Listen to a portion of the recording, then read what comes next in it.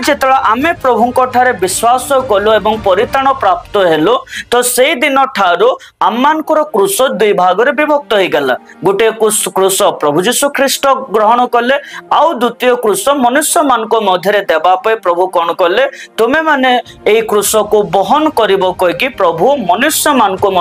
क्रूस को बहन करवा सिखेले। तो एबे मोर क्वेश्चन प्रभु कहीं आम को क्रूस बहन करने कहले कारण आमे जेते पर्यंत क्रूस को बहन करवा ना ताले आमे प्रभु को सदृश केबे भी जयलाभ जीवन को काटी पारिबा ना। शैतान को हरेबा प्रभु कौन कहले जदि कहीं मते फॉलो करने चाहूचे से वर्ष में पढ़ापे चाहूचे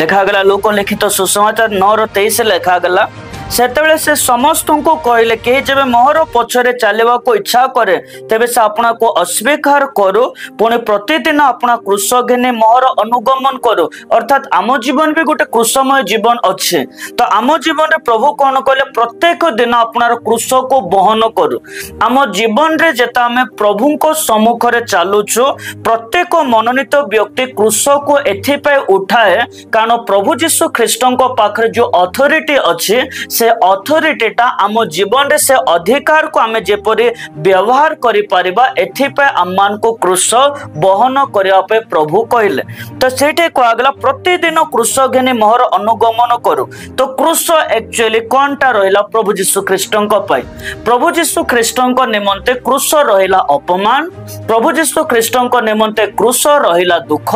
प्रभु जीशु ख्रीष्टଙ୍କ निमंते क्रूस रहिला इमोशनल पेन प्रभु जीशु ख्रीष्टଙ୍କ निमंते क्रूस रहिला ब्रोकननेस प्रभु जीशु ख्रीष्टଙ୍କ निमंते रहिला क्रूस समस्त प्रकार उद्धार पाइबार एक जगह हे गला। तो एबे जेता आम जीवन रे आमे इमोशनल पेन जाउछु आमे कठिनता दे जाउछु अपमान दे करे जाउछु प्रतिदिन जीवन रे ए समस्त विषय प्रभु को सम्मुख रे को क्रूस बहन करिछु। जे क्रूस को बहन करे से अपमान को अनुभव करे जे क्रूस को बहन करे न से केबे लज्जित हुए ना